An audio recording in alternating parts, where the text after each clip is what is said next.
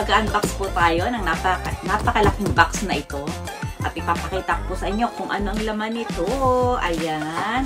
Kasi na-late ko na po siyang buksan dahil siyempre naging very busy tayo. Ayan. Papakita ko sa inyo. Siyempre tanggalin muna natin ang mga basura. Ayan. Ayan. Ayan. Ayan. Bibigyan ko po kayo ng clue. Paano laman nito?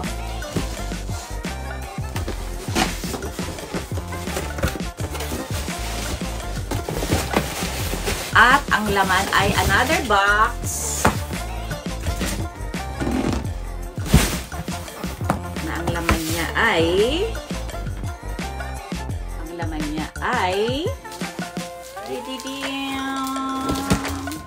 Hello Kitty birthday doll.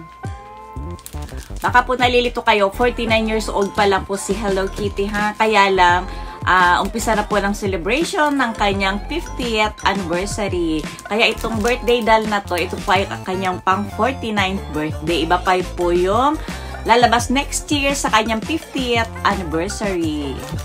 Siyempre, umpisa na ngayon 1 year ang celebration ng kanyang 50th birthday. Santa rin natin siya.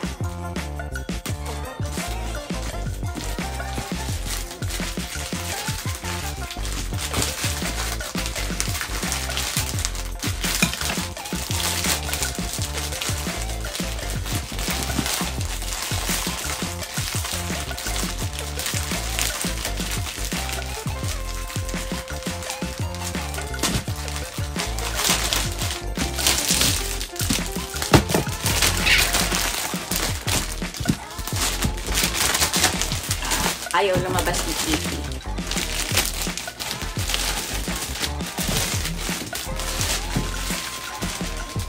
Ayan siya. Ang ganda-ganda niya. At syempre may serial number siya. Kaya tingnan natin kung anong number yung nakuha natin. Oh.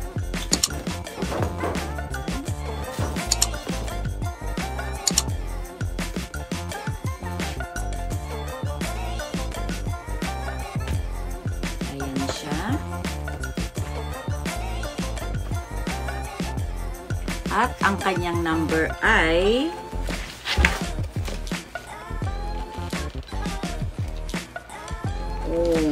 medyo mataas siya. 941. Pero okay na rin kasi ano pala siya. 2,570 ang na-release. Nasa akin yung number 941. Medyo gitna. Pero okay lang. Diba? Ang ganda niya. At syempre, may kasama pa siya.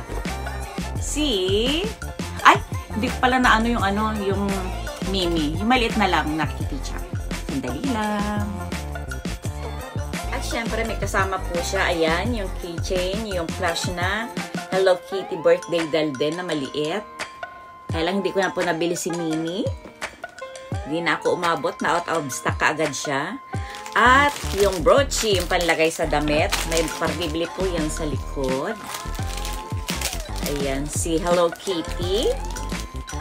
At syempre, lagi dapat kasama niya si Daniel. Ayan. At meron din pong mineral water. Ayan. Hello Kitty. Sa kanyang 49th birthday, 50th anniversary. Na, ang tawag dito, celebration. Ayan. Bali, 1 year po yung, inuulit ko ha, 1 year magiging celebration ng kanyang 50th anniversary. In preparation pala. Preparation ng kanyang 50th anniversary. Ngayon, 49 pa lang to ha. Ayan. Ayan. Bali, yan lang po ang nakuha ko sa kanyang birthday day, November 1. in 2023. Ayan. Hello Kitty. Birthday daw. 2023. Happy. Very, very happy ang inyong lola.